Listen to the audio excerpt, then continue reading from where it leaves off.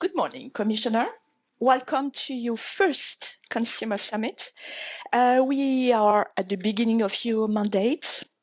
You are responsible for consumer policy, and the world is changing around us. In these very challenging times, how do you see the place of consumer policy?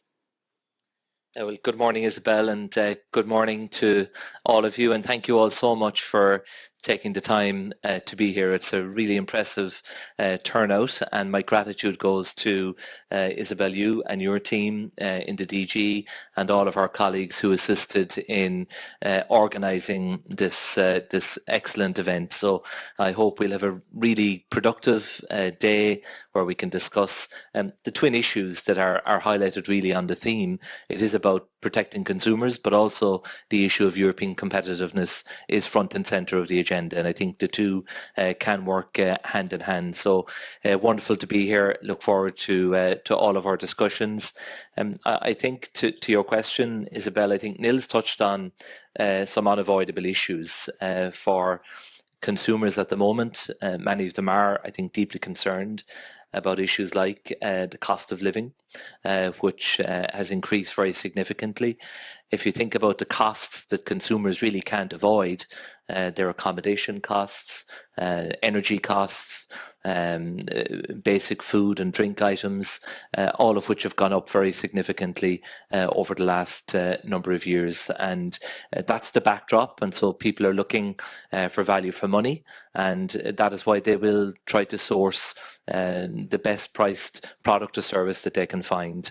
And that is why we have to help our European businesses to be competitive in that environment as well.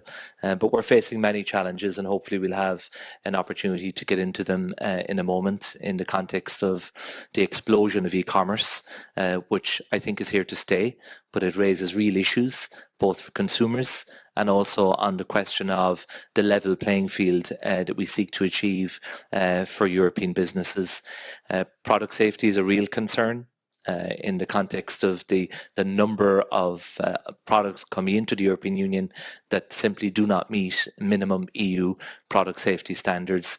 That is not acceptable, and there should be a very clear message going out from this summit today that only products that are safe, that meet minimum EU safety standards are welcome in the European Union, and we have to work together to step up our enforcement activity and ensure that we give effect to that objective, which is also the legal position, because there are very clear legal obligations in that respect. So consumer protection, working towards the new consumer agenda and the action plan, protecting consumers online, including children, is going to be a key priority across this mandate as well.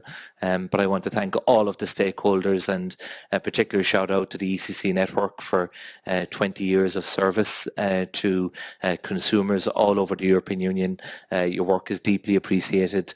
I think we do all share a common objective, whether you be working with a ministry in a member state, working with the Commission, working with a national authority, or indeed working with one of the European consumer centres. We all share the same objective. And to be fair, the overwhelming majority of businesses that are based in Europe, and many of those selling into Europe as well, respect our consumer protection laws. And that should also be acknowledged because they recognise it's in their interests to protect European consumers. Thank you. The Commission recently published the 2025 Consumer Conditions Scoreboard. What are your main takeaways?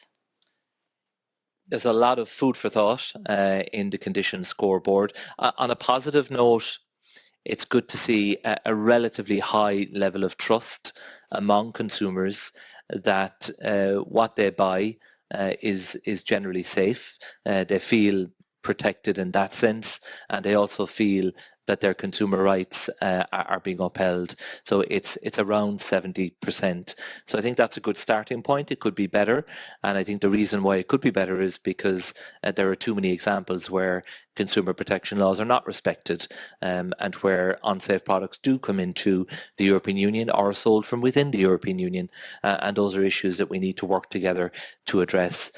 I think the scoreboard also highlighted the challenges around the cost of living. And when you look at the level of inflation that we have experienced over the last number of years, coming out of COVID-19, supply chains were disrupted, significant impact there. And then, of course, the Russian invasion of Ukraine and the immediate and severe impact that had on energy prices throughout Europe, and indeed on many other important staple items that people cannot avoid purchasing in their day-to-day lives. So that's a real issue as well, which was highlighted in the scoreboard. And the scoreboard also, I think, reaffirmed the trend, which is very clear for all to see, and that is the dramatic growth of e-commerce, with the vast majority of consumers now engaging in shopping online.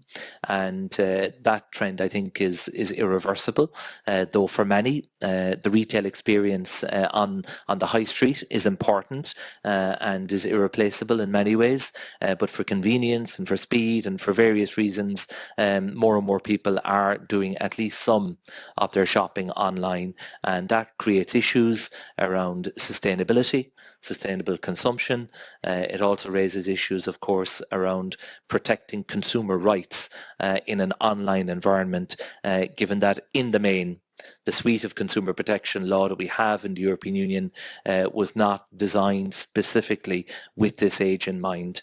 And that is why hopefully we will come on to talk about the Digital Fairness Act proposal, which is about addressing gaps in legislation, not about placing any additional layer of regulation on many businesses that already feel overburdened, but where there are gaps and where we have the evidence that those gaps are there, I think we are duty bound to seek to close them.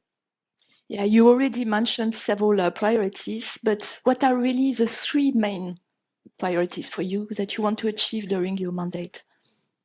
Well, the first one is to get the overall strategy right, and we have just commenced the public consultation for the consumer agenda and the action plan for consumers in the single market.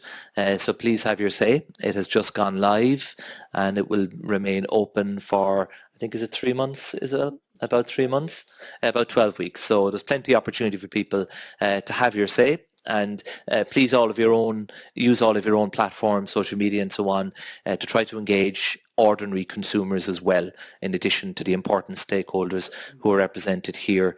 So that will be a priority, getting the strategy right, because that will set the template and the framework for all of the work that we do in the area of consumer protection for the remainder of the mandate, essentially to the end of this decade. The second priority is around enforcement. We do have a strong body of EU law and national law to protect consumers, but I think it's unquestionable that we have to step up our enforcement of consumer protection law, and that involves working together more effectively, more efficiently, ensuring that we coordinate our work. So the National Consumer Protection Authorities, coordinated through the CPC network, through the work, Isabel, of you and your team, and also on product safety, the work of the market surveillance authorities across the member states, coordinated through the Consumer Safety Network. We need to do more with the tools we have to protect European consumers and to protect legitimate European businesses that are complying with the rules. I also think that we do have to have a reflection on whether we need to reform the CPC regulation.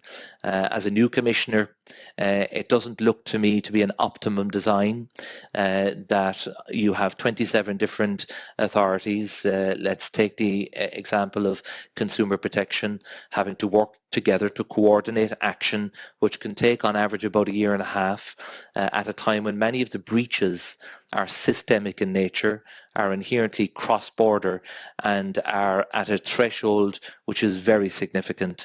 And I think there is a case to be made for the Commission having investigative and enforcement powers centrally in respect of certain breaches, not all breaches, but certain significant cross-border systemic breaches that impact on European consumers across the 27 countries. So we are undertaking that internal reflection, which may lead to a revision of the CPC regulation, but there's further work to be done on that.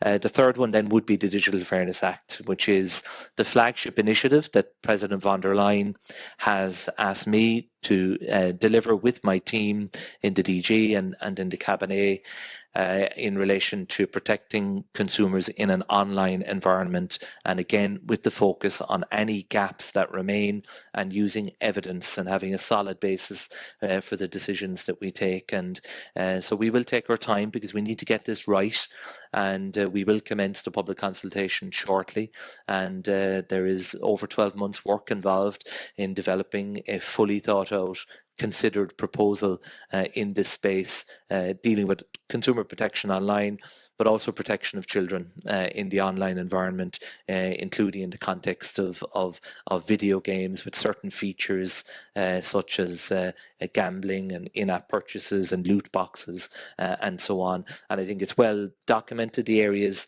that we will be focusing on through the fitness check, including addictive design, unfair personalization practices, the difficulty we all experience in ending subscriptions online. Very easy to click to sign up, but very difficult at times to end them.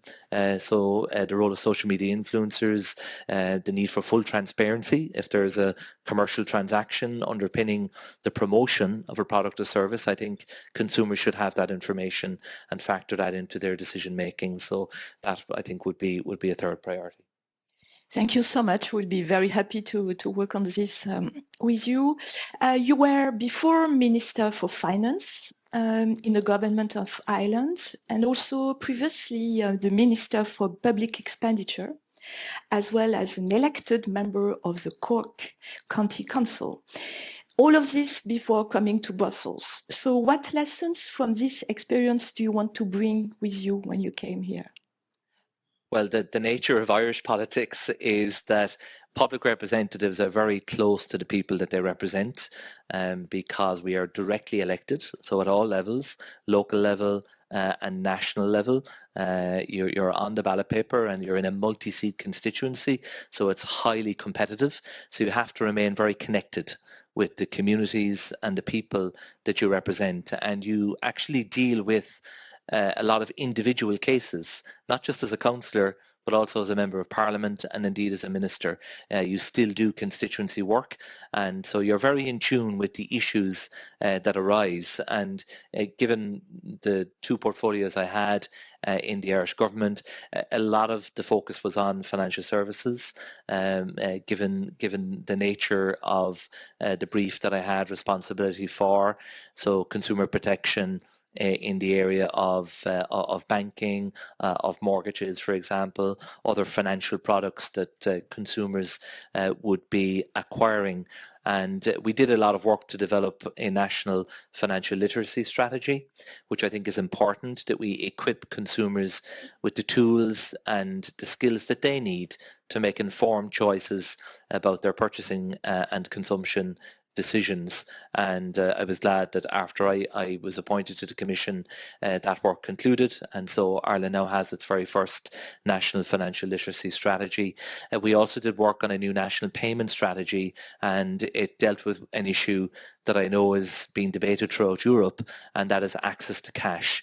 And legislation is now coming through the system in Ireland to make sure that there is an adequate level of access to cash throughout the whole country. And we're at different stages of development of payment systems around the European Union, but I do think that we should protect a certain level of access to cash around the European Union, and that was an important issue that I advanced as well. Thank you so much. We will continue now discussing all these issues together, and I give you back the floor, Filip.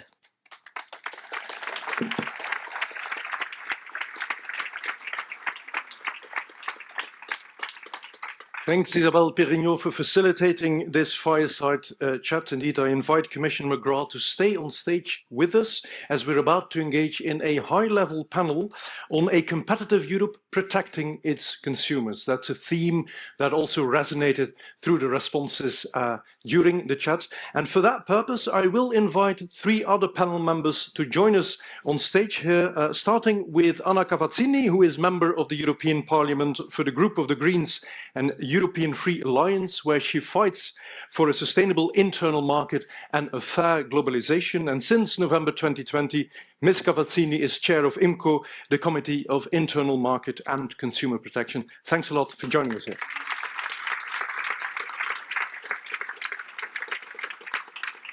In addition to the perspectives of the European Commission and the Parliament, I also want to hear the voice of the European consumer in our high-level panel. And it's a bit cumbersome in terms of logistics to invite all 450 million EU citizens, but I have good hopes that their common interests will be voiced by Augustin Reyna, who is Director General at BUC.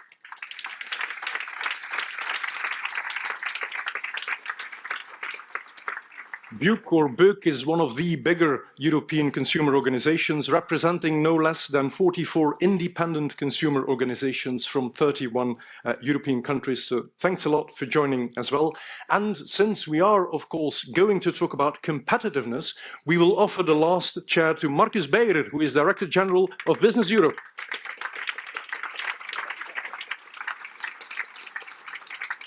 Business Europe, I'll have you know, is Europe's largest business organization, representing 42 national business federations from 36 European countries. And Markus Beirer is a warm-blooded advocate for growth and for competitiveness at the EU level. I'm glad to add that in the 90s, he also worked on Austria's accession to the European Union and the integration of Austria in the European single market. So thanks for those services as well. Thank you all for joining our high-level panel. Some of the folks in the room may have missed the hashtag, so I'm glad to repeat it. It's hashtag Consumer Summit in one word. Hashtag Consumer Summit grants you access to the Slido platform if you are registered on the platform. But for the Q&A after our panel, you can also raise your hand. The theme, as also displayed behind me, of this year's summit is shaping together a better future for European consumers, but also for the competitiveness of our European businesses. So, Commissioner, how do you see the relation between consumer policy and competitiveness? How can those two mutually reinforce each other? Thank you, Filip. Yeah, I think they are absolutely mutually reinforcing. And as I said earlier on, I think we should acknowledge that we do face a competitiveness challenge in the European Union. We need to tackle it. It is a top priority of the Commission, and I do see it as being consistent with my mandate and the work of my team to improve consumer protection. Because if consumers have trust in the companies that they are engaging with and that they are purchasing from, I think it creates a better overall commercial environment. If they have trust, I think it also means that they're more likely to support the companies and the sectors that they place a high level of trust in. And I think it can improve the innovation and the productivity of the European economy as well. And I think we do need to listen to businesses, and it's good that they are here and that they are represented, because the issue of e-commerce in particular is one that we're very focused on. When you look at the data, it is really extraordinary, the level of growth. About 4.6 billion small packages imported into the European Union last year. That was almost double the figure in 2023. So it is growing at an extraordinary rate. Our systems were never designed for that level of activity, and that is why the e-commerce communication that the Commission published back in February really sets out the roadmap of what we need to do. And we have to work with the member states and, of course, with the European Parliament, for example, to get a reform of the Union Customs Code. The biggest reform since 1968 is what we are proposing. And there are some radical measures within that won't necessarily all be popular among consumers, including around the possible removal of the duty-free threshold of €150. The possible introduction of a handling fee is also one that we suggest could be considered. So there are many issues there that are important that I think could help to tilt the balance in favour of the competitiveness of the European Union and the competitiveness of the businesses that are working for all of us within the European Union. That's crystal clear, Commissioner. I hear that consumer policy and competitiveness will mutually reinforce each other under your leadership. Ms. Cavazzini, as IMCO chair, how do you see potential cross-fertilization between consumer policy and competitiveness? Yeah, first of all, thanks for inviting me. I have to apologize my MEP colleagues because our committee is sitting at the same time in the European Parliament. But nevertheless, of course, we are definitely working on exactly the same topic. I think when I listened to Commissioner's priorities in the first round, I could not agree more. And also my committee has a lot of the same priorities for this term. I think this is good. I would also agree that in principle, competitiveness and consumer protection go hand in hand. We all know that consumer protection was also kind of invented because of this huge asymmetry between probably bigger corporations and individual consumers, but also, of course, smaller companies suffer from this asymmetry. And for example, with the last term's Digital Markets Act, that is, of course, helping smaller companies to get into the tech market, it also helps consumers to have a bigger choice. So I think this is a prime example of how competitiveness and consumer protection go hand in hand. I would also say, also for the companies, of course, it is of utmost interest that consumers have trust in their products. And with high consumer protection standards, we can reach this trust and can make sure that consumers like to buy the product.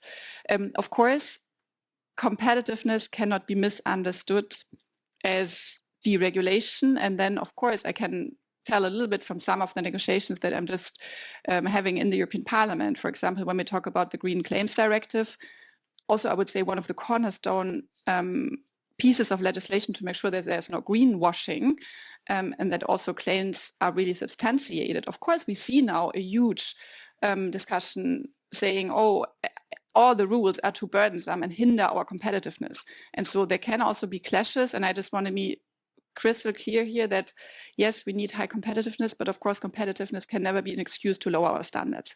Thanks. Thanks a lot, Ms. Cavazzini. Mr. Reina, what I hear from both the Commission and the Parliament, it sounds very promising. The Commission intends to strengthen consumer protection whilst also safeguarding the competitiveness of EU businesses. As Director General of a large consumer organization, do you tend to agree with those perspectives? Thank you. Thank you for having me. Yes, I totally agree. Consumer policy is essential for competitiveness at the end of the day for the very same reasons that my colleague just explained. But consumer policy is not only essential for well-functioning markets, but particularly in the European Union is important, really important, I would say. This is my first consumer summit sitting here in the first row, but this is my 16th Consumer Summit. And I remember when I participated as an intern 16 years ago, we were discussing the Consumer Rights Directive, 2009, sorry. And look how much progress we have seen over the last 16 years in terms of harmonization of consumer rights. We come at the time from discussing only minimum harmonization, maximum harmonization, that's the word that no one could have mentioned. No? And now today we have a great level of harmonization, unification of consumer protection across the Union, which is fundamental for a well-functioning single market where companies can operate across the borders seamlessly.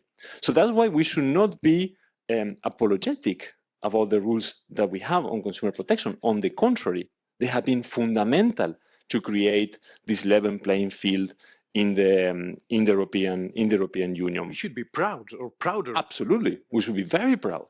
We should be very proud from the point of view of a well-functioning single market, but also because we offer the highest possible levels of consumer protection worldwide.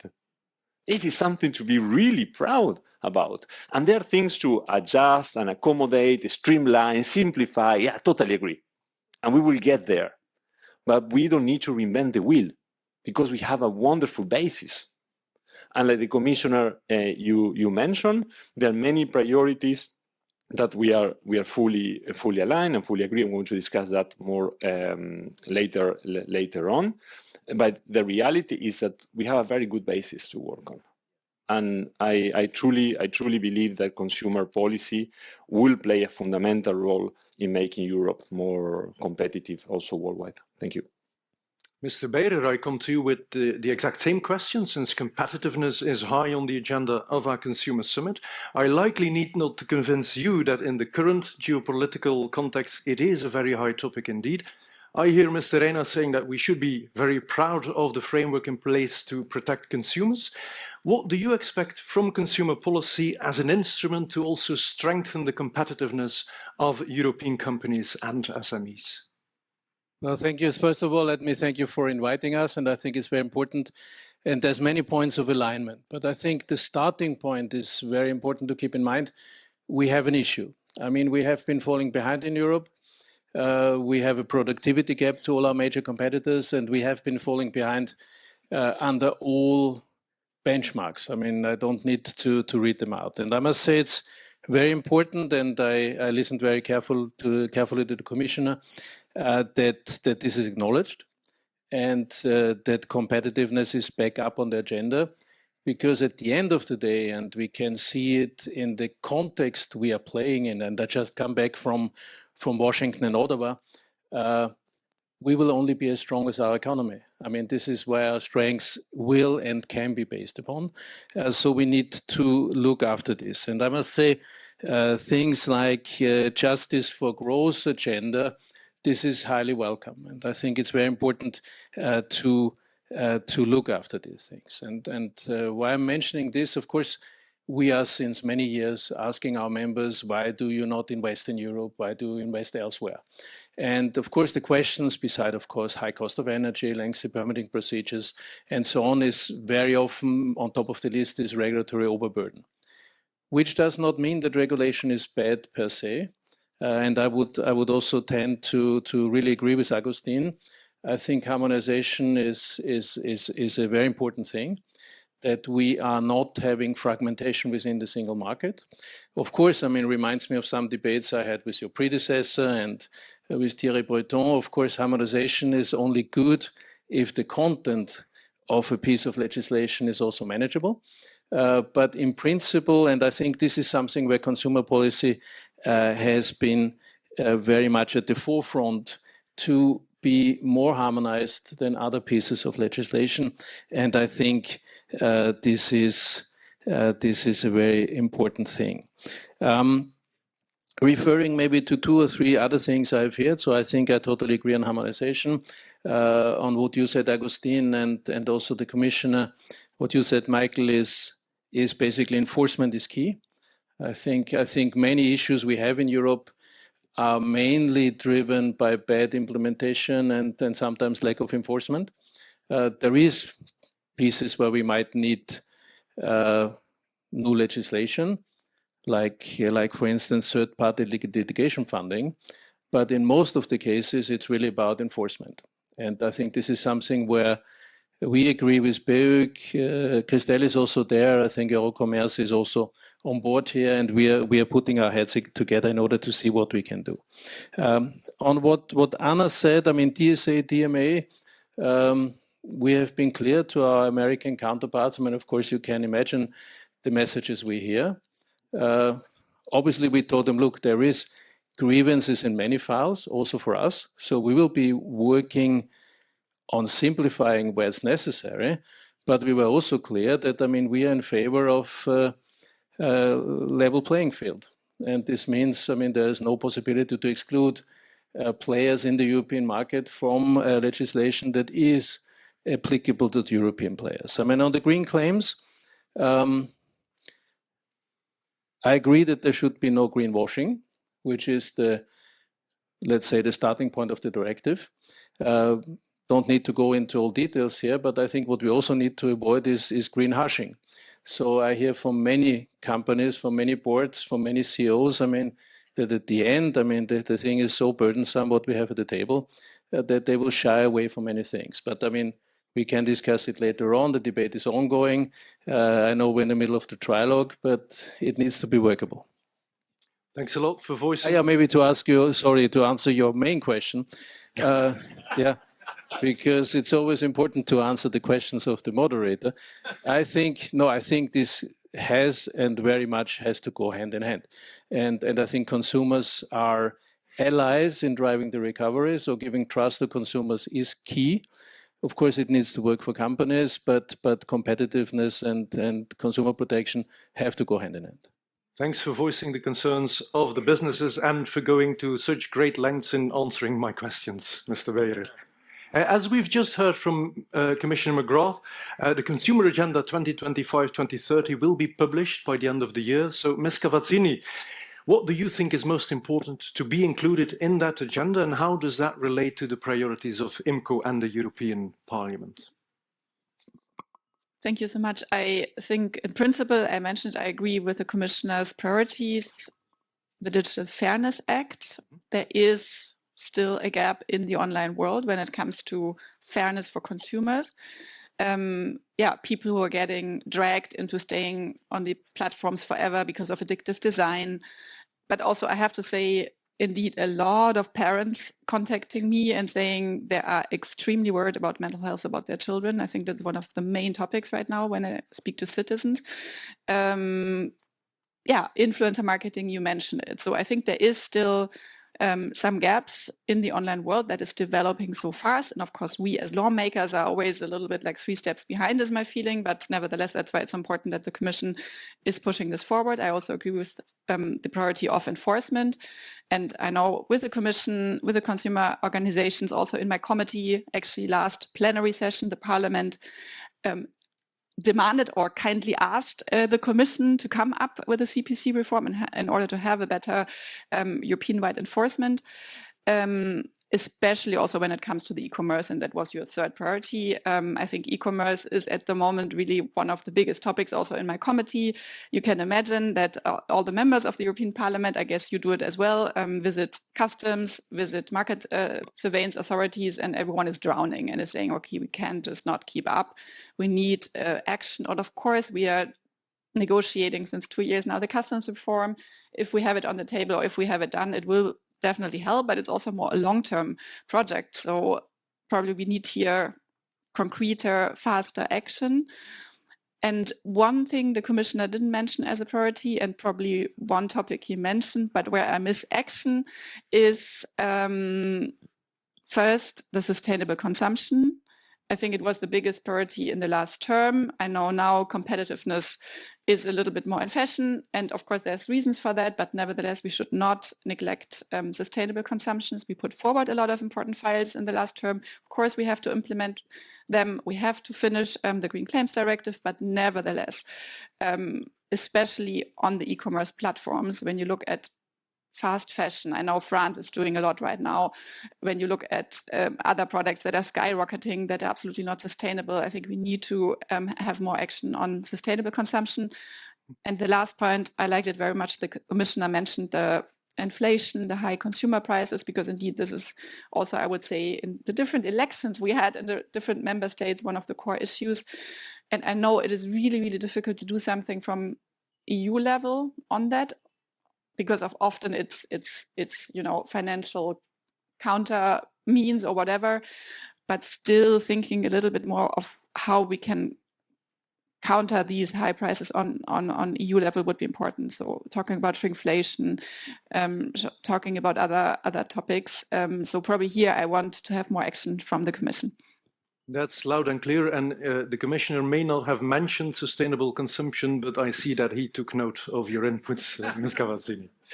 Mr. Beider, you will read the new consumer agenda through the lens of Business Europe, obviously with a keen interest in measures that support growth and competitiveness for European businesses. So in that view, what should be included in the consumer agenda? Well, first, I think we had a pretty prolific, let's say, cycle lately. I mean, like in many other files. So I think it's really about consolidating. I think there's a lot of things where we need to see how they work, how they're implemented, and how this can play out. Then, of course, and I think I mentioned it before, I think we have a lot to do in enforcement.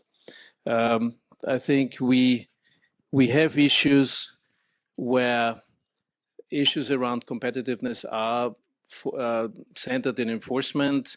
The Commission's Justice for Growth strategy, I think, is a good way to deal with it. And this is something where I think together, as I said, with Eurocommerce and BEUG, we are putting our heads together to see what we can do to improve here. I would also agree on what has been said about third country traders. I think it's not appropriate if there is products coming in which do not live up to European safety and other standards. I think there's, of course, again, a big deal of enforcement and how to deal with this, making sure the authorities have the resources they need. And of course, what we call the rogue third country traders and marketplaces, I think there is remedies to be done. Also in the sense of what I was saying earlier, there needs to be a level playing field. Where I see a necessity to really come up with a piece of regulation is, of course, third-party litigation funding. I mean, we see that there is a big danger of huge frivolous claims, a danger that will increase with all the pieces of legislation we are currently trying to repair and implement in this order. And insofar, I mean, there needs to be clarity, legal certainty, and don't misunderstand me. I'm not asking for a ban here. What I ask for is clear rules, transparency, and not to end up in a situation where we have big problems. And I think the Commission has made a consultation here. Commission has made a big report here, which showcasts the issues. I think we meanwhile have over 300 funders. We also see that this is a clear business model. So, I mean, I can understand the argument of access to justice of consumers, but we can also see, I mean, this is mostly about the claims with, let's say, the highest chance for making a profit, and is driven by different things. So I think this is something where we need clarity and where we'll need to work upon. You're not asking for a pen, but I think you're asking for an ear, and I have good hopes you'll find one in this panel. Maybe to complete the 360 view, Mr. Reina, if you were to write the next consumer agenda, how would it read? Will you let me? No, because then they will start attacking the NGOs and they hope that we are lobbying for the Commission. Absolutely not. Jokes aside. Look, this is a consumer agenda. And as such, we need to focus on what matters to people. What is it that keeps people awake at night at the end of the day? We had yesterday our General Assembly with our 44 national members, 45 now, national members, where we adopted our strategy for the next 5 years. We basically look at what are the priorities of consumers on the ground, what they would like us to advocate for, to inform policymakers about their needs and expectations. And of course, many of the priorities that were already been mentioned: children protection, addictive technologies, unsafe products coming from third country website, but more fundamentally, also the fact that we have a body of laws that needs to deliver on the ground. And that is where I totally agree also with Marcus on this. We need to do much better on enforcement, and we need to do much better on enforcement of consumer protection rules. And here comes the role of the CPC regulation, of course, the upcoming, hopefully a coming review, but also on private enforcement. On the CPC as such, I think there is high times that we have more centralized powers. This is essential not only to protect, ensure that all consumers across the board are protected, equally in certain cases that concern pan-European infringements, but also for the single market and having a level playing field for all companies. We have a very good experience with competition law enforcement. So why we cannot have the same for consumer law? And this, for me, makes total sense also in the context of simplifying things for both companies, consumers, and authorities alike. And then, if you allow me, one point on third-party funding, because, of course, this concerns directly also the implementation of the Representative Actions Directive, which is in the process of being implemented in most of the member states. And I totally understand, Marcus, the concerns, for example, around patent trolling and all these sort of practices. But when it comes to consumer litigation, I can tell you on behalf of all my members that are here, none of them are for the business. Is to get the money in the pockets of the consumers as a result of harm that they have suffered. So what I will ask, you and all of you, let's give the Representative Actions Directive a chance first. And if we see that it's a need, then we can see what needs to be regulated. But we cannot forget that even in relation to the funding of litigation, the Representative Actions Directive already includes many safeguards in the directive itself. So there I would like to ask for caution, because like we are trying to improve also public enforcement, we also need to get private enforcement of the ground. Thank you. Thanks a lot, Mr. Reina, for this very warm plea. And indeed, on enforcement, we're going to engage in a dedicated panel on that topic, because I think we all agree it is a very hot topic. I took the opportunity of gauging the different stakeholders in this audience this morning, and I think on more centralized powers, we're going to have a very interesting dialogue. Commissioner McGrath, I believe we heard a lot of helpful suggestions to populate the upcoming consumer agenda. So may I ask for your feedback on these different interesting proposals? Yeah, I think we're going to have a lively consultation, which is good, because we want to hear the views of all of the different stakeholders, because this is an important moment, and what we decide before the end of this year will really set the direction of travel for policy over the next number of years. So it is a critical juncture in that respect. I think the issue of fragmentation comes up time and time again, not just in consumer policy, but actually across a whole range of different issues in the single market. And there are real consequences from fragmentation, including in consumer policy. For example, on the question of enforcement, which we keep coming back to, we have 27 member states with their own respective national authorities, with, if we are to be honest, different capabilities, different levels of resources, and often a different approach. And that doesn't serve the single market well, as we seek to achieve consistency and a level of harmonization of our approach. But also fragmentation needs to be addressed by the Commission taking action and taking initiatives. So if we allow fragmentation, for example, in the area of digital regulation for consumers, if the Commission does not bring forward a Digital Fairness Act, we will see what has already begun, which is individual member states bringing in their own national laws to address the gaps that are there in consumer protection legislation in the digital sphere. And that means then for businesses, they have to navigate potentially up to 27 different sets of digital rules when they're engaging with their customers. That's not fit for purpose. That's not where we should be going. And so that helps, I think, us to make the case that there is a need for a European-wide approach when it comes to digital fairness, and that's why we will bring forward a proposal. The other reason, of course, is that while we have a Digital Services Act, its reach into consumer protection and product safety is limited.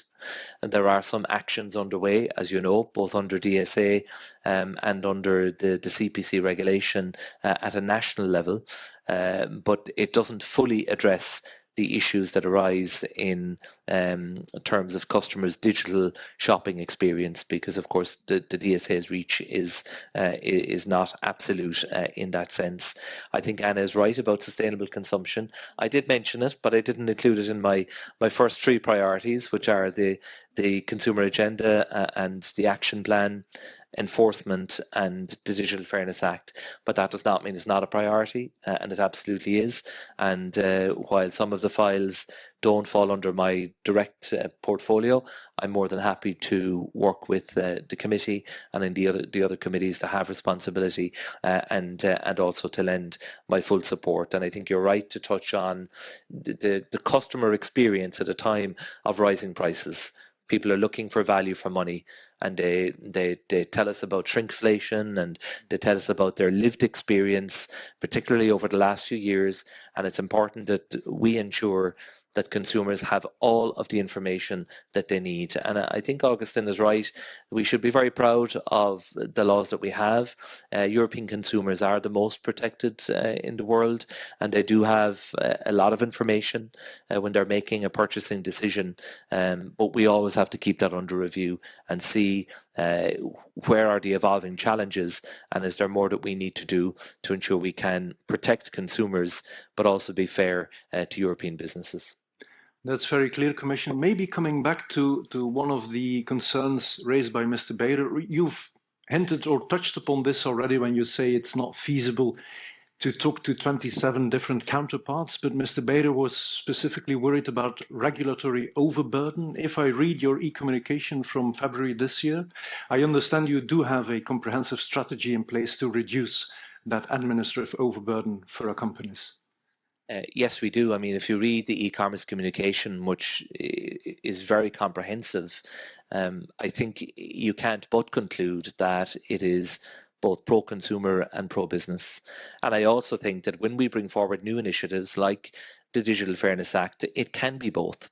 And we will be looking at that initiative through the lens also of how we can reduce the burden on businesses where they have to on multiple occasions seek information from consumers. Just to give one example, I think there are areas where we can lessen the burden on companies without diminishing the rights that European consumers have. So it is a balancing act, but it's one that I think we can achieve if we work together, and we do need to listen to each other. It doesn't mean we have to agree with everything that each other says, and my portfolio is consumer protection in relation to the topics we have here under discussion today, but also as a member of the College of Commissioners, I also have to make a contribution to improving the competitiveness of the European economy. And that's why, you know, I acknowledge you referencing the Justice for Growth strategy, so looking at issues like digitalization of justice, looking at the idea of a 28th regime for companies that will help to hopefully bring down barriers in the single market. And the more that we can bring down barriers in the single market, the more benefits there are for consumers, and the less they need to look beyond the single market to meet their needs. A lot of food for thought already, and I believe that our Consumer Summit is indeed a strong testament of the fact that the Commission is lending an ear, is inviting for inputs and embracing the feedback of all stakeholders involved in consumer policy. I will go around this panel one more time, and then I'd like to open for a short Q&A session where you in the room can raise your hand, and the people who have registered on our platform can use the Slido platform to address any questions or remarks to our panel members. My last question is simple and straightforward. I already heard a lot of consensus, good initiatives and common interest around this table. So what can we do together to translate this vision into action? Commissioner, I propose to start with you. Well, look, this is a good start today. I think it is about working together because none of us on our own can address all of these challenges that we face when it comes to legislation. The Commission will propose, and then it's over to the co-legislators in the Parliament and the Member States, and we act as an honest broker and we try to bring them together and help to encourage compromise and consensus. And then once laws are actually adopted, we oversee the implementation and we ensure enforcement. So I think we have to listen to each other because all of the perspectives that are being shared are valid.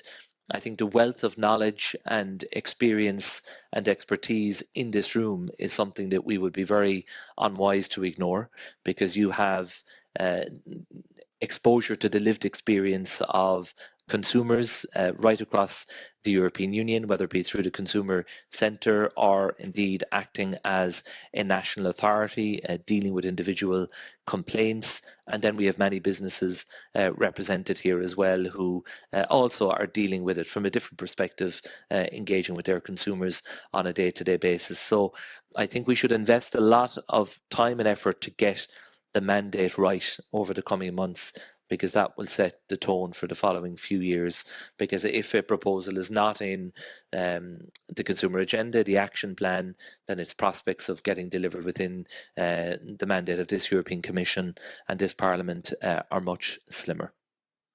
Thanks a lot, Commissioner. It sounds to me like there's a clear plan in place to translate vision into action. Ms. Cavazzini, I also heard a warm invitation from the Commissioner to the European Parliament to work hand in hand to achieve an ambitious agenda. So what do you expect from the next 5 years to achieve success?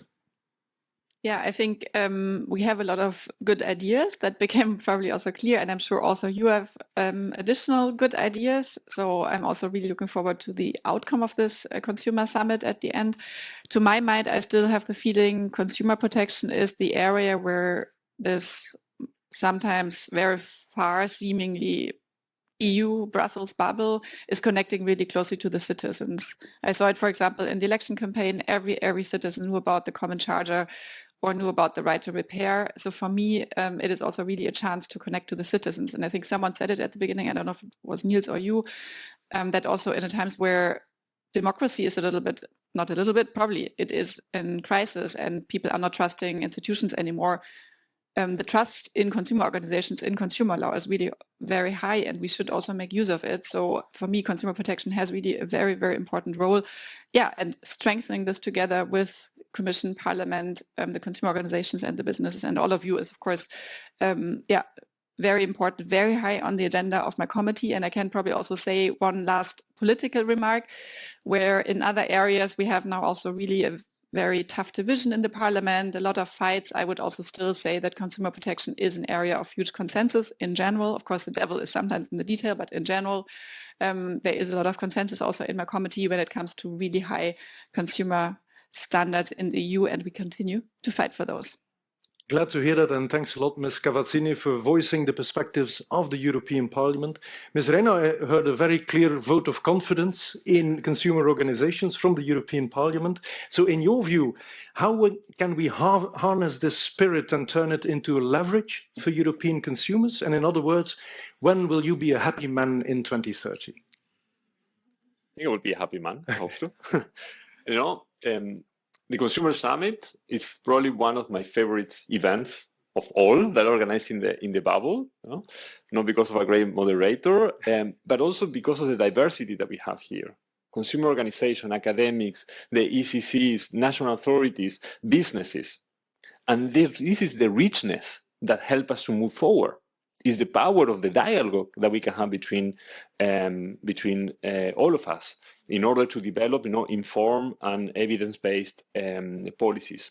And all this progress that we have been talking about, that we can be really proud of, is also because of this diversity. It's because of having a very strong civil society movement in Europe. A civil society movement that is under attack today. And if we really want to continue moving forward, we need to take care of our civil society movement. We need to take care of our consumer organizations, of the many civil society organizations that are trying to make Europe a good place to live in for all citizens. And I say this because I know, Commissioner, you're going to be in charge also of the civil society, strategy, and this is something that now we're living in crucial times, worldwide, and having a strong civil society in Europe will be essential to continue moving forward and having all these very rich debates that we are having here. Thank you very much. Thanks, Mr. Reina. Mr. Beirer, I'll close it with you. Is there anything that you would like to add to this? Well, no, very briefly. I agree that it's important that we listen to each other and work together. For us, of course, competitiveness and simplification needs to be very much on top of the list. As I totally agree that it needs to go hand in hand with consumer protection, but competitive companies and a successful economy is the starting point. This is where we have missed out in Europe in the last couple of years, and where we need to be more successful in order to achieve our goals. And I think this is more and more understood. Justice for growth is a very good approach. One word on digital fairness. I think we have absolutely no issue, for instance, to find a protection for minors, just to respond to this. I heard the message of the Commission on simplification, so this is welcome. And of course, we will discuss this. But I think it's very important that if we cover a new point, it really needs to be proven gaps, not to create new overburden. So it will need to be precise. But on what I heard, I think there's ample space to discuss. 20 days regime is highly welcome. And to finish on one thing, before I've been overseas, I think I've been in 14 capitals in 4 weeks. A lot of things go in the right direction now, but I can tell you it's a hard sell. It's a hard sell with companies. The belief in that things will really happen, will really go in the right direction is not a given. And I can tell you, I stand up for what is tried to be achieved. Because, don't be fooled. Out there, we're all put in the same basket. Parliament, Commission representatives, business representatives, what have you. We're the crazy people who produce the things that make it impossible for companies to do their jobs. So we try to be precise on what needs to change, but also to underline that certain things go in the right direction. But on this, and I'll finish on this, it's very important to deliver successfully on Omnibus 1, because this is very much a question of credibility. If we are able to show to the companies that things really go to the right direction, then we can produce a vicious circle, and that's what we want. Thanks a lot, Mr. Beirer, for your clear and strong statements, and thanks to all of you for sharing your perspectives, your points of view. At this point, I'd like to open it up to our audience for questions and remarks, both in this room and also on Slido. And I see that we do have an intervention from the Economic and Social Committee. So I'll give the word to Sandra Party, who is president of the EESC section for Internal Market. Thank you very much. So that saves me the time to introduce myself, indeed, representing the European Economic and Social Committee. And thank you very much to the panel for your contributions already. Obviously, in the ESC, we also represent the social partners. We represent civil society organizations, including consumers. We are recently finishing, we are at the moment working on opinions with regard to the cost of living. So that goes from the quality of public services for consumers and citizens in general, also to the dysfunctionalities of the single market and how they are impacting consumers. For instance, you have territorial supply constraints that make it difficult for companies to sell wares and products in all the EU countries, which reduces obviously consumer choices and might also lead to increased pricing. So that's one of the issues we are looking at. Another one we are looking at currently is indeed also the e-platforms and the third country sellers in the context of e-commerce, where we have a number of very concrete sort of suggestions and ideas, and very much would hope that there is a possibility for forwarding them to you and having you look at them. But what I want to get at is, it was said that we need to do more to protect the consumers, and I would also say to protect the SMEs who are producing a lot of the wares. For instance, with much better market surveillance. And there I sort of have the question, why isn't it happening? we do see the negative impact of having products come to our market, not adhering to our standards, undermining the products from our own companies. We are treating our own companies worse than we treat the ones outside the EU. So why isn't it happening? What's stopping? Where are the stumbling blocks to make it feasible? Like, they're clear for companies that we actually support our own companies here in Europe. Why aren't we helping them? Why isn't there more market surveillance? Why isn't there more checking of what comes in through the ports onto our markets? And maybe also, if putting more and more regulation out there isn't doing the trick. I mean, as you've been saying, over the past 5 years, there has been a lot of new legislation. There has been a lot of reviews of existing consumer protection legislation, but it's not being enforced. It's not being implemented. So doing more of the same is not necessarily getting us to where we want to be. Shouldn't there be a different approach, especially vis-a-vis also national administrations? Thank you. There's at least the perception that market surveillance is not happening or not working, or enforcement is not effective today. Anyone in this panel who'd like to address that? Mr. Reina. I can say something about it. It's about the volume. It's about the volume. If you see the amount of parcels that are entering as individual parcels, so we cannot ask the customs to check absolutely everything. And when the consumer buys something, the consumer de facto becomes the importer. So you have the full responsibility. We have a system, a problem in our regulatory framework, so the fact that these platforms are not held accountable, and there are different mechanisms to do this. So it's the question of how we can make the platforms to do their job before the product is being shipped. Because once it's already flying and enters the European in the single market, the problem is there. So we need to prevent that happens in the first place. And a very legitimate question is that if these companies are systematically violating consumer rights and safety standards, do they deserve to enter our markets? And I know this is a very bold statement, but we are living in a very bold world at the moment. So I think that is really a question. It's a question of volume and be able to tackle the issue at the source. And I can tell you, because I have many of my members here, and I'm not exaggerating, every week I receive testing results from my members showing how unsafe these products are. And just to give an example, I don't know if my Danish member is here, last week they sent me a report about waterproof jackets. Mm-hmm. So bought on these platforms, all non-conforming, full of illegal PFAS. But in the shops, not a problem.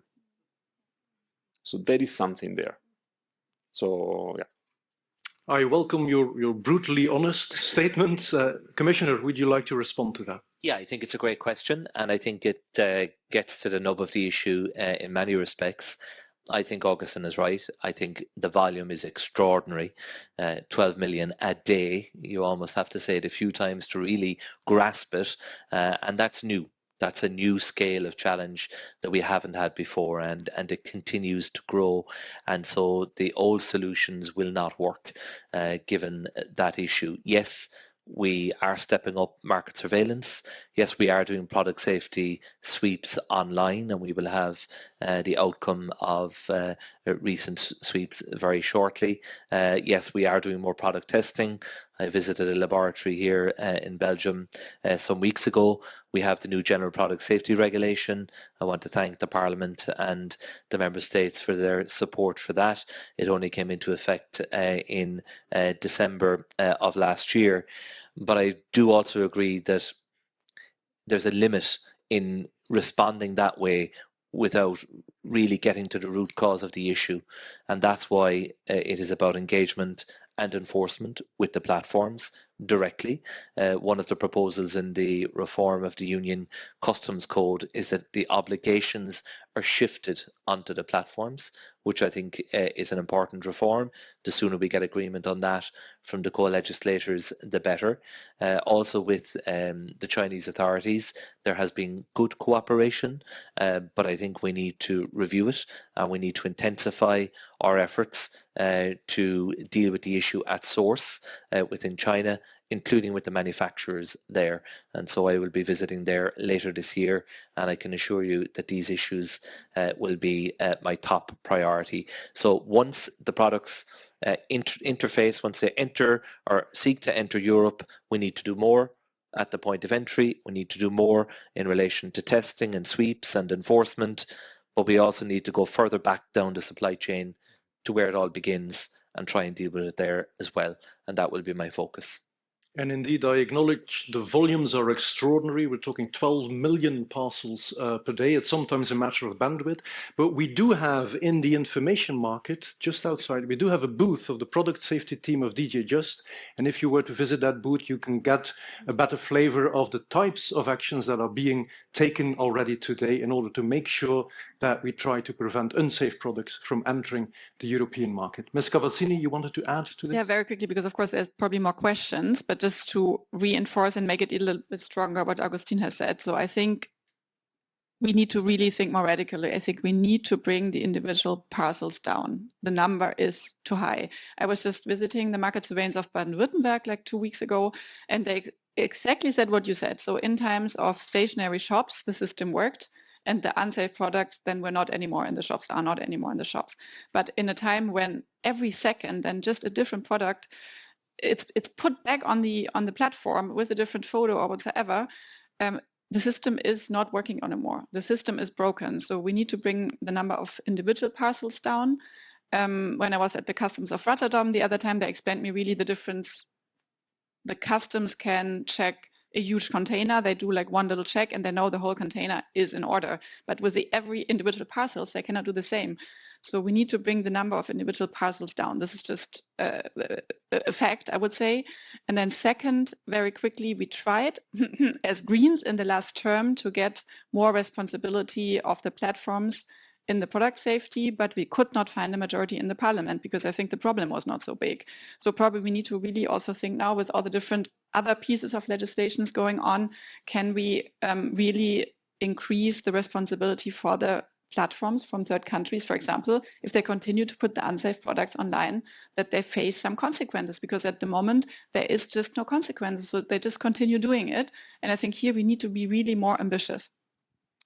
Thanks for that warm plea, Ms. Cavazzini. Commissioner, I'd like to also come back to something that already Sandra Party asked, and it's a question that also receives a lot of votes on our Slido platform, and I think it touches upon effective enforcement. The question reads, how will a Digital Fairness Act help if we don't enforce the existing laws?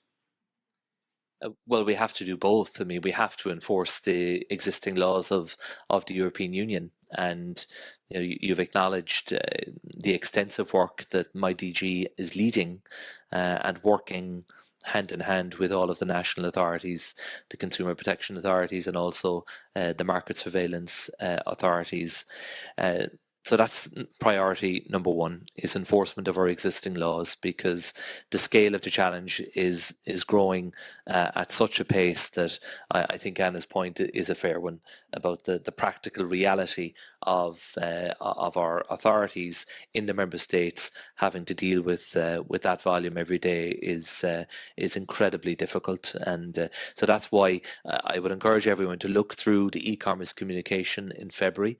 It is really comprehensive, and there are many work strands within it that we are now focused as a Commission on implementing. They're not all within my DG. A number of other DGs are directly involved because it is a shared responsibility across a number of different areas. But when you read it, you will see the focus on enforcement. And so when it comes to the Digital Fairness Act, which is yet to be proposed, it will be next year before we actually propose a fully developed Digital Fairness Act law. Of course, we have to have at the heart of that enforcement and oversight mechanisms, and those are the very issues that are under consideration right now. And if we get that right, it may also help to deal with some of the problems that are manifesting right now. Let's see, maybe in this room whether there are a couple of questions. We have someone at the second front row here. if you could maybe state your name and affiliation, Yes. and then throw us. Thank you. Thank you for inviting us. My name is Eleni Alvritou. I represent the Greek Consumer Association, ECPISO, Consumer Association, The Quality of Life. We are a long BEUC member, and I would like to underline two things. We have not only material values in Europe, we have also moral values. So, enforcement. What about enforcing moral values of Europeans? We know all here in this room that we are the best protected people worldwide. Do European citizens know that? No. So, what are your plans, Commissioner, for the new agenda to make people understand, feel in their everyday life that they are really protected? What are your plans on how to enhance their trust and restore the vision of the Europe? This is a very important issue, to my opinion, because we have to work on the basis you have to trust civil society organizations that are coming in an everyday basis in contact with citizens. So I think you have to think about it and add it in your plans. Because without making people to know, you have a fertile ground for several theories and reaction and so on. And the other thing I would like to stress is, what about governments? You know better than me that national governments have not the same level of response. Today, I would expect to see some authorities present from Greece. Up to now, I haven't seen any one. Sorry if there is someone and I didn't understand it. Anyway, they are not following. We have a great range of reactions and response from member states, but we want a higher power, a superpower, to make them obey, to make them enforce European legislation and enforce it at national level. So, what's your limits to impose to national governments to do their job and support consumer associations? It's not only to the commissioner, my question, it's also to the Mrs. Cavini. Also, what are you going to do? We are expecting, we have demands. Thank you. I hear what you're saying, and at the very least, the Greek delegation seems to have the superpower of invisibility. But I'd like to come to you, Commissioner, because I think the question is applauding the hard work that your DG is already doing, but I'm hearing also a plea for raising awareness and for educating our European civilians on the work that is already being done. I think that's a very fair point, and people, I think, should be reminded that so much of the legislation, the protections that we enjoy as European consumers has originated in Europe and is implemented then at a local level. And I think there is certainly value in that as part of the consumer agenda and the action plan as well. On the question of trust, I think consumers' trust will improve if their experience is positive. So people's level of trust, I think, is determined by their lived experience. And if they have been burned in a transaction, and if the accountability and the comeback was not what it should be, then they will feel that their trust in the system has been damaged. So again, improving trust comes down to good practice by business and enforcement by the authorities. I do think Anna made an excellent point earlier on about the opportunity that consumer policy affords us to connect with European citizens at a time when people may feel disillusioned about democracy, may feel that there's too much power in Brussels. We need to demonstrate the positive role that we can play in protecting European consumers, because every person in Europe is a consumer.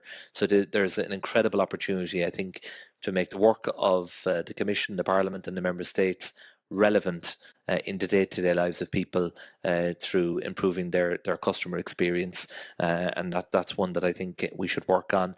On the issue of national governments need to afford this issue the level of priority that consumers expect, and that means properly resourcing the competent national authorities, but also supporting the consumer advocacy bodies within each member state.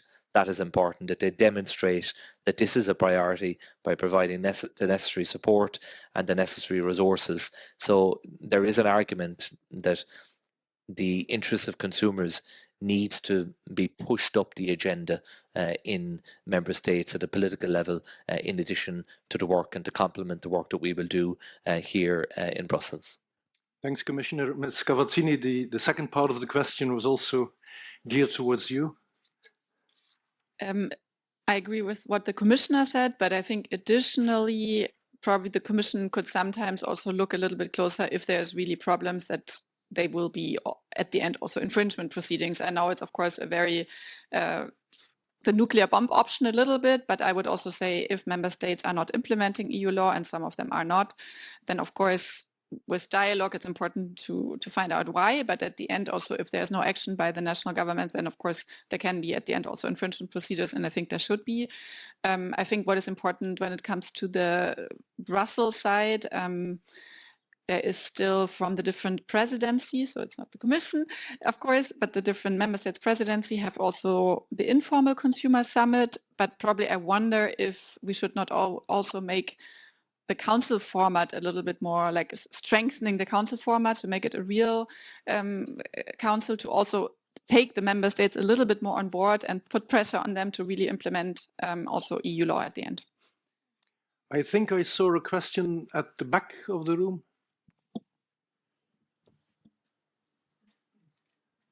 So again, if you could state your name and affiliation and give us a crisp and concise question, please. Good morning. I'm Victoria de Besson, the Secretary General of the European Tech Alliance, and the European Tech Alliance represents European born and bred companies.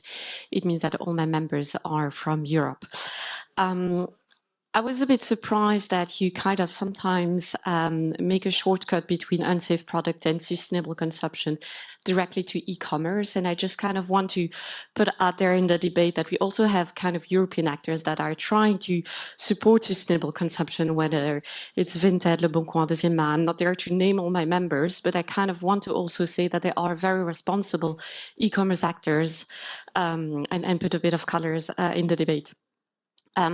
Today, we invest a lot into compliance and make sure that our consumers are protected. And we sometimes feel that our international competitors are not always doing the same. Augustine mentioned to the first question that more accountability is essential, but marketplace already have a lot of laws when it comes to marketplace liability, whether it's DSA, market surveillance, GPSR. I'm not going to go into naming all of them. The problem is the volume of parcel coming in and the checks at the border. And we heard a lot about the DFA, but that's not part of the DFA. So the customs union is already well advanced, but will we see more on that? That's maybe the first question. We really would like to avoid having one more law that European actors will invest a lot of resources in and comply with, while our international actor will just continue to free ride. So my question is, how can we ensure a tailored and risk-based approach that guarantee a true level playing field, strengthens European competitiveness, without making sure that European actors that are doing the best to protect consumers and comply with existing laws are not collateral damage, and making sure that all the actors operating in Europe respect European standards, whether they come from the East, the West, or from Europe? Thank you very much. It's a bit of an elaborate question, but I think it touches upon this tightrope walking between indeed protecting consumer rights and also fostering the competitiveness of European business. Mr. Reina, do you understand what the lady is raising here and how consumers or consumer organizations can respond to this? Yeah, absolutely. And I think there are different elements to unpack there. The question of a level playing field for companies that operate in the EU or sell into the EU, that is fundamental. And that's also what I try to imply in my remark about looking at access to our markets. No, even if we think of the Digital Services Act, where we have already 2 investigations ongoing or under the CPC, we have mechanisms there that we can already use. There is, of course, a fundamental question is that we should not start acting once the products are already in the market, because it's extremely difficult to handle the volumes. But making sure that the companies do their job in the first place, and we have indeed some obligations under the DSA. The same will apply under consumer law. But looking at the scale of the problem, that seems to be insufficient, and we need to look also at other pieces of law and other regulatory networks, how they can ensure that all these uncompliant products, at the end of the day, they don't reach the single market, not only for the protection of consumers, but also for the companies that are investing in compliance. Because that is what our results shows as well. European companies invest in compliance. Retailers invest in compliance. So we want to make sure that everybody can play by the same rules. And then you also imply on the question of the Digital Fairness Act, which is indeed is about also closing the loophole that we have in our regulatory framework. So we take the case of the DSA. The DSA includes many obligations for online platforms, but only for intermediaries. But some of these online platforms are also sellers themselves. And for these activities, they are not covered by the DSA. So we need to make sure that we have a system in place that is coherent and consistent. And for me, that is a wonderful example of simplification at the end of the day. Because what we want to make sure is that all the companies know what their obligations are at the end of the day to make sure that consumers are protected. And that's what I see for me, the Digital Fairness Act, like the CPC review. I can be 2 examples of simplification of EU law by streamlining the regulatory framework, both for digital consumer protection and enforcement.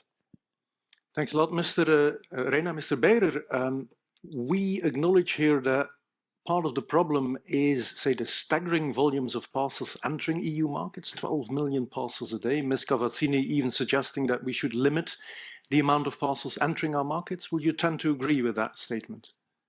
Well, I mean, first, as I said, we are putting our heads together to see how we can do better on this. Where we totally agree is we must not have parcels coming in with products which are unsafe. I mean, I'm grateful to the colleague to underline there's a lot of European companies investing a lot into compliance. And I think I've been very clear that what we want is a level playing field. There's a lot, of course, in enforcement, and we will need to make sure, and of course I hear the message on the quantity, but I think we'll need to make sure that the authorities have the means to do the controls we need to deal with the issue. The other aspect I wanted to raise is, I mean, we're talking a lot to our American friends at the time being. We also talk a lot to the Chinese. And I'm not naive. I mean, I don't think that, let's say, they will rapidly become a like-minded partner, but there might be scope to go a bit deeper on one or the other issue, because there is a bit more openness to talk about things which have been difficult to talk about. So maybe let's use the opportunity to get one or the other effort also from their side, because there seems to be more readiness to do steps. I mean, how far we go, we will see. But I think it's a good moment to address the issues. But at the end of the day, really enforcement, make sure the authorities have the means. And we are ready to cooperate with our friends, not only BEUC and the Commission, of course, but also Eurocommerce, to make sure that we really improve the situation here. I'll let you chime in now. Yeah, look, I can be brief. I think it's a good point, and we have acknowledged there are many fantastic European companies engaging in e-commerce, and many of them focusing on e-commerce, and companies that treat their customers fairly and comply with the law need have no fear in relation to any initiative that the Commission will take or will propose. And I think it's important we underline that point. Augustin, I think, has made an excellent point by way of example of the existing gap that is there. So under the DSA, if a very large online platform that operates a marketplace sells a particular product, it's within the scope of the DSA. But if another strand of their business as an e-commerce retailer sells the same product, then the DSA provisions in respect of consumer protection matters do not apply. So there are clear issues there that we do need to address, and I think we can do it in a manner that also provides benefits of simplification and harmonization. And we don't want the choice to be for e-commerce retailers in Europe, and indeed those outside, to face one properly calibrated, carefully designed Digital Fairness Act, or 27 different national initiatives by means of legislation in each member state to protect consumers online, because that could be what develops as the choice. And I think I know what is in the interests of European businesses. It's the former and not the latter. I'd like to go to our most voted questions on Slido, because they do represent the greater common denominators in our audience. I see that Augustin Reina is alive and kicking in our panel, yet one of the questions reads that in a lot of countries, the consumer organizations are vulnerable, are struggling to survive. So what can we do to reinforce, to strengthen their internal capacity? Look, that's my daily bread, basically, trying to help and support national consumers organizations as much as possible. Because my legitimacy to stand here or to visit here comes from my members. They are the ones that are in daily contact with consumers, and many of them, they are also struggling at a national level. There is a question of funding. It's a question also of reinventing the consumer organizations themselves. I'm very optimistic.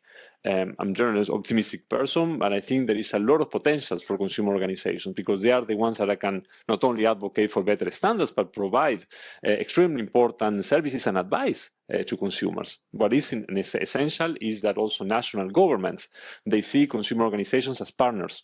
They see consumer organizations and those civil society groups that are there to support their citizens. And that is where I think we need to do much more. Perhaps the civil society dialogue will be also an opportunity to do that. But let's not forget that these organizations have been around for decades and have helped to improve consumer conditions, not only at the European level but also at national level, because they are the ones that are in the front. We have a couple of minutes left on our clock. I'll take two more questions from the Slido. One of the popular questions, Commissioner, is inviting for a sneak preview on the Digital Fairness Act. Will this be a regulation, a directive, or will it take another form? Can you already disclose? To be decided. To be decided. That's crystal clear, a diplomatic answer here today. I could take one more question from the audience. Ms. Delberge, provided it's a short and brief question.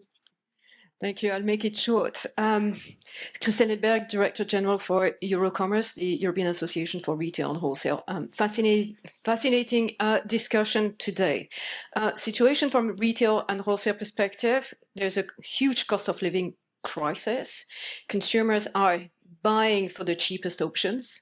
And sometimes this is offered by third country platforms. They're importing direct. The price gap in terms of compliance is estimated about 40% of the price. So what can we do to make sure that our retailers and wholesalers, our retailers based in Europe, remain competitive when you have such a price differential? Thank you.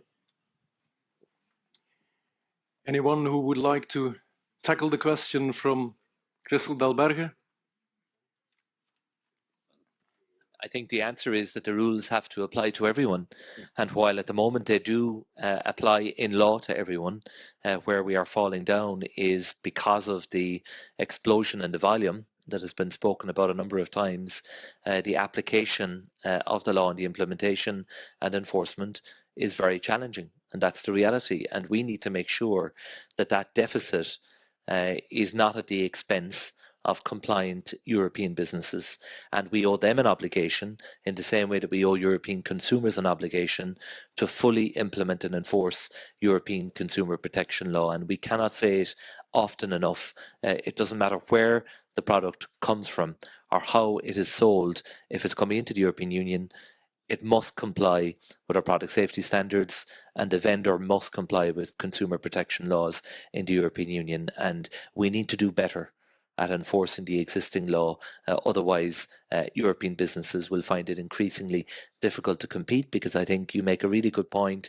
People are searching, they're yearning for value for money at a time when many are struggling to make ends meet. That is a reality, and we have to acknowledge that and not blame consumers. And yes, we have to place the emphasis on sustainability and sustainable consumption, but if they really need a product, and if they're short of money, they're going to go for the cheapest product that gets to them in the shortest period of time. So we have to enforce our existing laws much more rigorously. We have 2 minutes left on our clock. I see that you all signal to chime in, so I'll go around the panel one more time on this question, and also maybe on one of the highest voted questions, that Ms. Cavazzini said that competition or competitiveness can never be an excuse to lower our standards, but how can we remain competitive if third countries do not share that point of view? I think this touches upon the very heart of our high-level panel, so I can grant all three of you, say, 50 seconds to address that question. Yes, and then I have to really run because I have to be in the parliament again in my committee. But yeah, I think the competitiveness question, I think we discussed really extensively on the panel. Of course, it's about enforcement and the same standards also for imports. How we do it, we discussed a little bit, but again, we need more action. I agree with the question, I would say, with the intention of the question.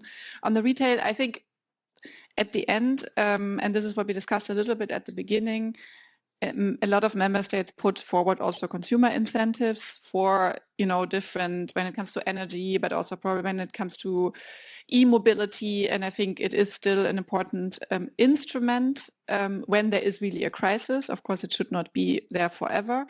When it comes to the consumer patterns, I have also different figures. For example, we just had a study in Germany that the fair trade products are at the highest rate ever. So I think it's not entirely true that all the consumers always want the cheapest. Consumers also want good products. They want to have also no forced labor, no child labor in their products.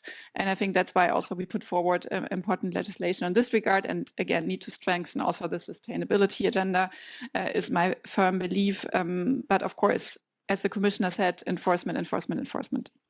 Mr. Reina, Ms. Cavazzini needs to chair a committee in a couple of minutes. I'm acutely aware that the Commissioner needs to resort to the VIP room for some other duties in also a couple of minutes. So maybe briefly your wrap-up. Super brief. On the cost of living, totally agree, but something that we need to acknowledge that no single consumer, if they will know that a product that you buy online could suffocate your kid, will buy that.